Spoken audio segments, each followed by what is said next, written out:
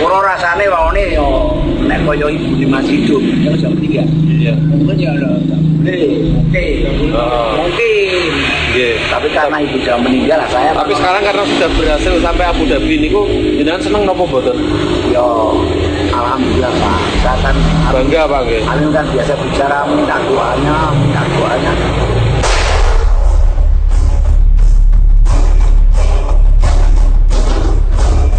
Demi kecintaan dan ketakwaannya pada Sang Halik juga agama yang dianutnya, pemuda asal desa Rowokembu, Wonopringgo, Kabupaten Pekalongan, Jawa Tengah bernama Muhammad Kamim Setiawan rela menempuh jarak sejauh 9.000 km dengan berjalan kaki menuju Tanah Haram Mekah Al-Mukarramah yang dimulai sejak 28 Agustus 2016 lalu untuk bisa menunaikan ibadah haji. Pengelanaan pria lulusan Fakultas Ekonomi Universitas Negeri Semarang ini juga telah mengantongi izin resmi dari Departemen Agama dan juga Kementerian Pemuda dan Olahraga. Dan sebagai ayah, Saufani Solihin jelas tak bisa membendung tekad anak laki-lakinya itu untuk bisa menuju kiblat semua umat muslim di dunia ini dengan berjalan kaki. Lantas, benarkah jika dipilihnya berjalan kaki oleh Kamim ini untuk menuju Mekah lantaran keterbatasan kuota haji?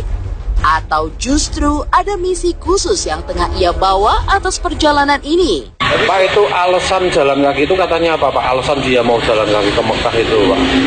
Yang pernah disampaikan ke Bapak? Ya kurang jelas. Ya itu aja soalnya saya supaya ada minat mau buat pondok. Oh, ada niat mau buat pondok? Iya, pondok.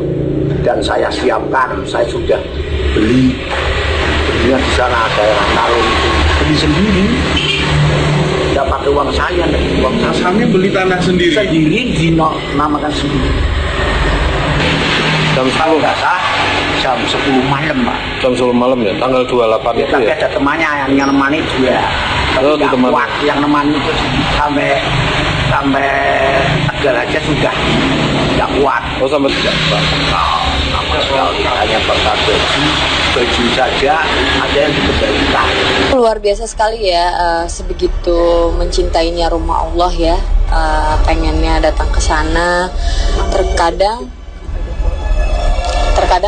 ada orang yang punya rezeki tapi lebih memilih untuk jalan-jalan dibandingkan ke sana, dan ada orang yang cuman pas-pasan tapi mengusahakan untuk bisa datang ke sana, bahkan sampai jalan kaki. Itu luar biasa sekali bagi aku. Tapi berarti fisiknya oke juga, dia prepare tuh 3 tahun sebelumnya ya.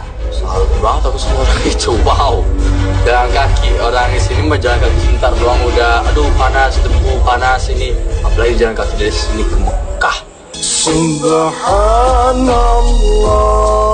walhamdulillah. Setelah menempuh perjalanan hampir kurang lebih 1 tahun, kini dikabarkan Kamim telah tiba di Abu Dhabi, Uni Emirat Arab pada 25 Mei kemarin.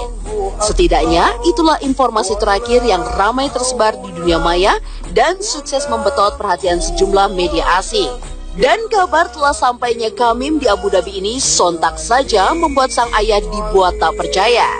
Pasalnya selama ini, Saufani Solihin hanya mengetahui keberadaan anaknya itu dari teman-teman Kamim yang memperlihatkan foto-foto yang dikirim Kamim melalui media sosial. Saya itu tidak pernah kontak. Itu orang-orang Nopringgo itu kan banyak yang itu dia kalau liwat saya ditunjukkan. Oh, ditunjukkan. Iya. Mas Amim, Sinangono. Mas Amim, Sinang mata itu mata. Ini terakhir kok kata dia. Temennya 2 orang nyerah gitu, tapi dianya masih tetap kekeh. Berarti dia yang punya keinginan yang sangat kuat, walaupun ngerasa capek, lelah segala macam, tapi dia tetap mau. Uang bukan everything ya, selalu pasti ada jalan. Jangan gara-gara uang kamu nggak cukup atau uang kamu nggak itu jadi halangan buat kamu. Lihat, dia jalan ke Mekah loh. Mempertebal keimanan dan memperbanyak ibadah selama bulan Ramadan juga dilakukan oleh pemain sinetron Dude Harlino. Ya, jalani aktivitas syuting yang padat rupanya tak mempengaruhi ayah 1 orang anak ini untuk bisa bertadarus juga mengkaji ayat suci Al-Quran. Bahkan tak tanggung-tanggung, Untuk membantunya dalam mengkaji dan membaca bait-bait suci kalam ilahi itu dengan baik dan benar, Dude pun sengaja memanggil seorang guru ngaji. Maka seperti inilah kegiatan Dude Harlino saat bisa mengisi waktu kosongnya dengan membaca ayat suci Al-Quran.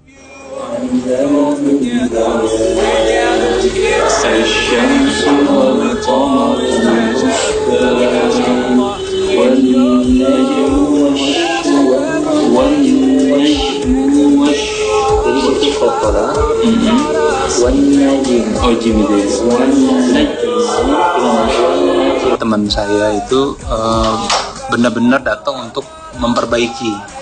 Jadi beberapa karena ada beberapa hal yang saya merasa harus saya tanyakan, terutama sekali tentang bagaimana misalnya ketepatan hurufnya dan tajwid segala macam ya.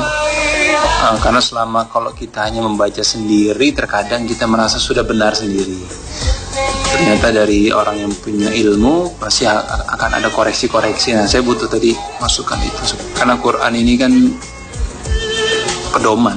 Sebenarnya kalau saya berusaha setiap hari ada yang dibaca lah, ya semampunya aja.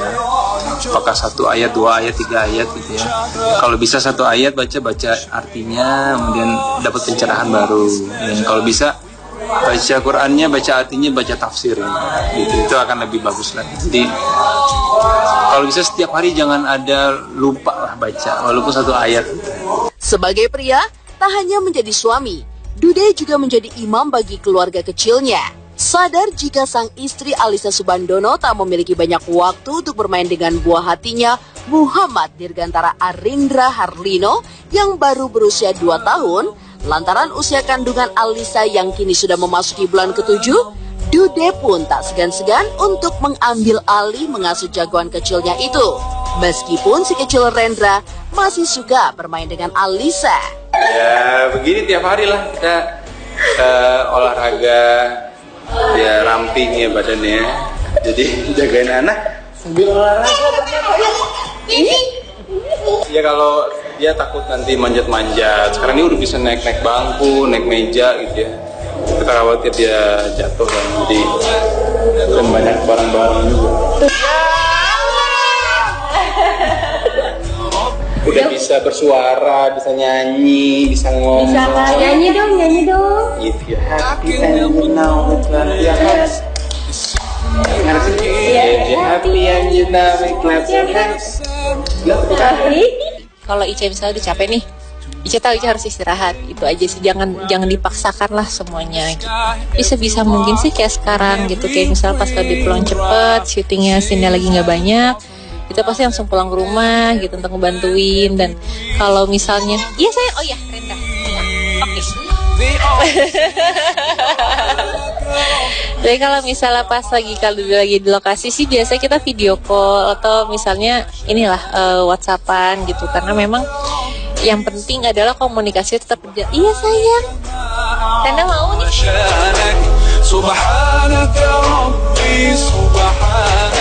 Tidak boleh berprasangka buruk, tidak boleh membuka aib seorang pun ya, karena kan mau bagaimanapun kita harus menjaga diri kita sendiri, menjaga situasi rumah tangga, kalau mau jadi tentram, jadi damai gitu.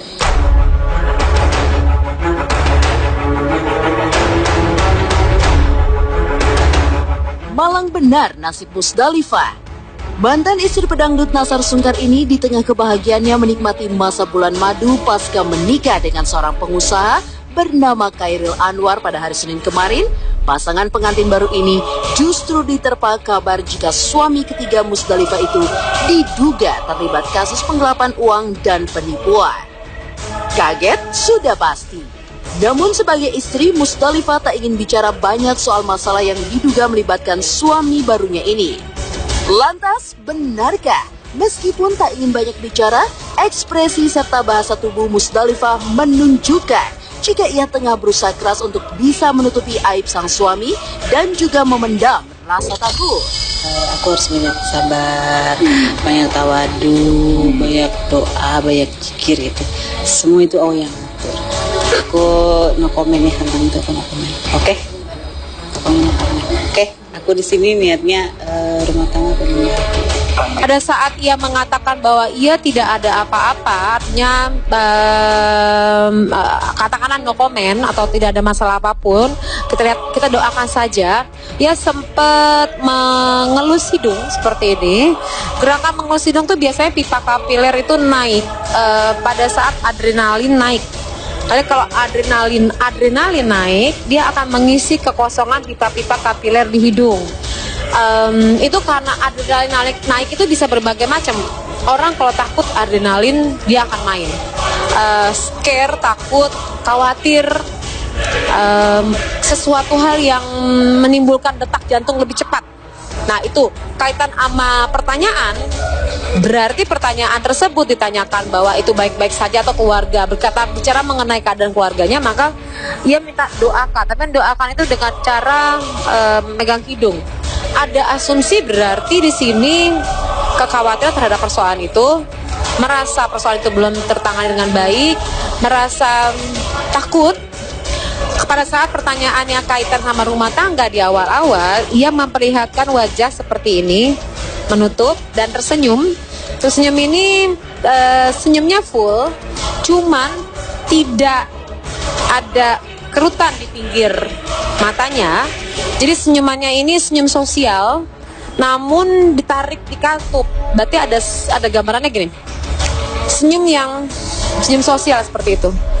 Cuman bukan menggambarkan memberikan kebahagiaan, tapi ada sesuatu yang belum ia sampaikan. Buat aku itu aku tidak bisa komentar. Yang penting kabar bahagia kita harus sambut dengan bahagia.